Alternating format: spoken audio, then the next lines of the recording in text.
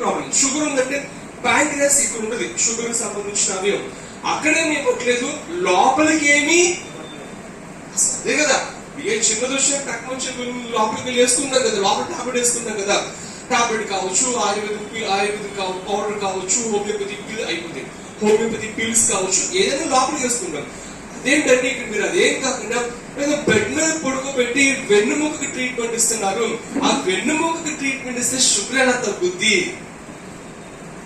వెన్నుముక ట్రీట్మెంట్ ఇస్తే థైరాయిడ్ ఎలా తగ్గుద్ది? వెన్నుముక ట్రీట్మెంట్ ఇస్తే గర్భసంచిలో ప్రాబ్లం ఎలా తగ్గుద్ది? వెన్నుముక ట్రీట్మెంట్ ఇస్తే చిన్న ప్రేవులు పెద్ద ప్రేవులు ప్రాబ్లం ఎలా తగ్గుద్ది అంటే అదిగో ఇప్పుడు చెప్పా. అర్థమైంది అందరికి? అర్థమైందా లేదా?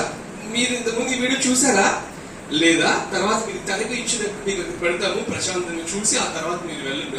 ఓకే, యాక్చువల్గా నేను చెప్పే విషయం అంటే మానవ శరీరం స్పైనల్ కార్డ్ది ఈవినింగ్ కల్లా సెట్ చేయాలి. మీరు ఎలా సెట్ చేస్తారో అది చూసామంటే మానవ శరీరంలో వెన్నెముక చాలా చాలా చాలా ప్రాముఖ్యమైనది.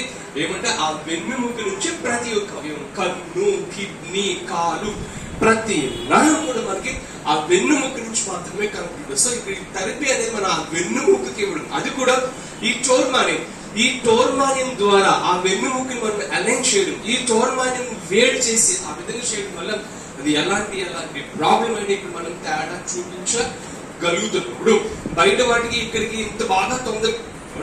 ఇప్పుడు నేను మీరు ఒక టెస్ట్ కూడా చూసారు, మానస గారిదేనా ఆవిడ హిప్ జాయింట్ ప్రాబ్లం అండి.